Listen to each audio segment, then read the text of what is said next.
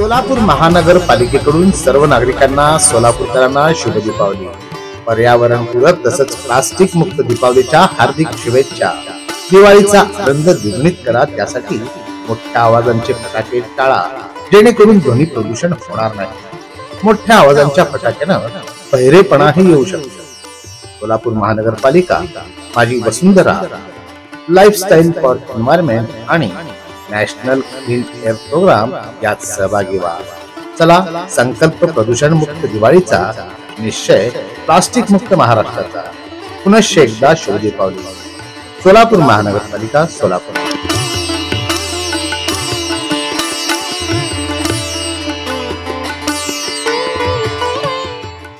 सोलापूर महानगरपालिका सार्वत्रिक निवडणूक 2025 करिता माननीय राज्य निवडणूक आयोगाने 1 जुलै 2025 रोजी अस्तित्वात असलेल्या विधानसभा मतदार यादीच्या आधारे प्रभागनिहाय मतदार यादी विभाजनाचा कार्यक्रम जाहीर केला आहे। या आदेशानुसार सोलापूर महानगरपालिकेच्या अंतिम प्रभाग रचनेनुसार एकूण 26 प्रभागांकरिता प्रभागनिहाय मतदार यादी विभाजनाचे काम सुरू करण्यात आले आहे।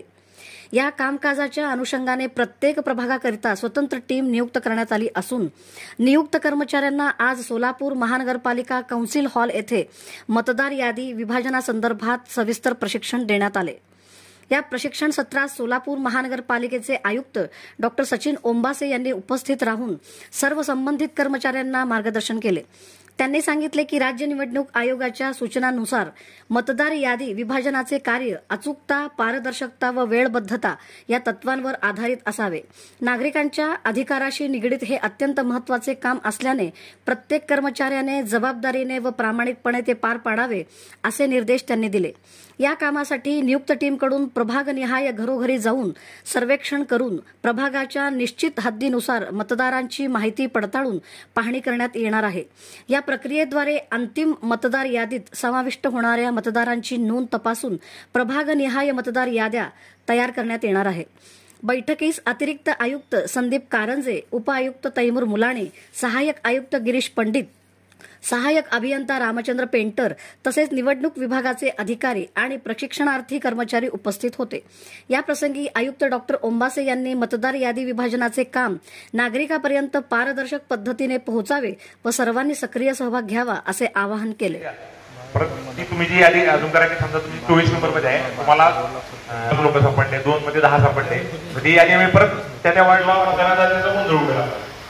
जो प्रत्येक माणसाची यादी तुम्हाला येणार आहे एका वार्डमध्ये